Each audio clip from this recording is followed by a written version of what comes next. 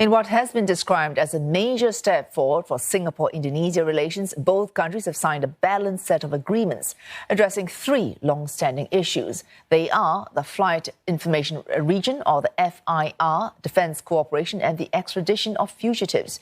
Going forward, Indonesia will delegate to Singapore the provision of air navigation services in portions of the airspace within the realigned Jakarta FIR.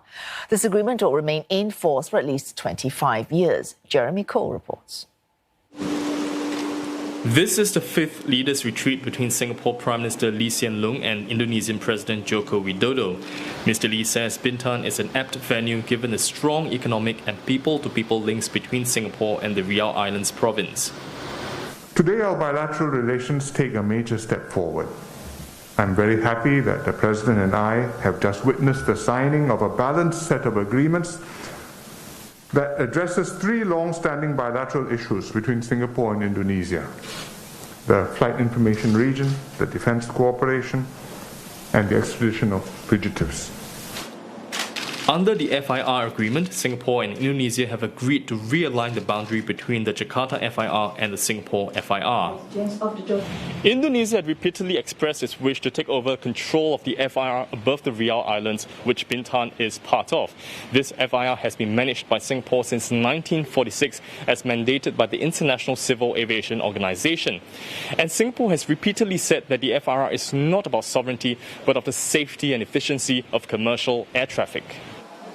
Going forward, Indonesia will delegate to Singapore the provision of air navigation services in portions of the airspace within the realigned Jakarta FIR.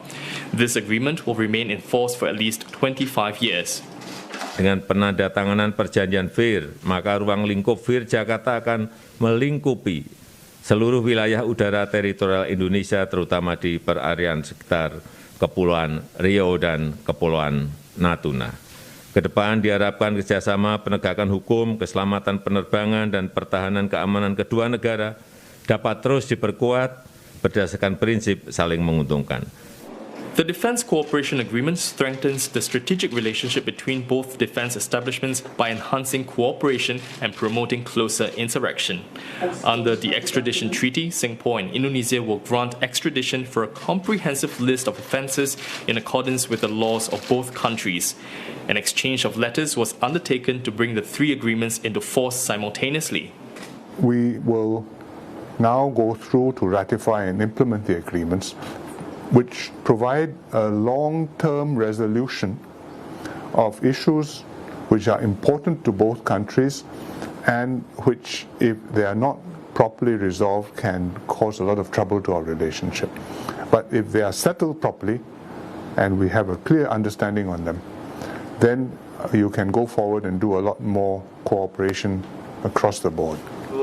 Besides these agreements, there are plans to explore new areas of collaboration like in sustainability, the green economy, digital economy, and human capital development. PM Lee notes that Indonesia has resumed tourism travel from Singapore to Bintan and Batam, and they have agreed to continue discussions to expand air and sea travel to more destinations in Indonesia.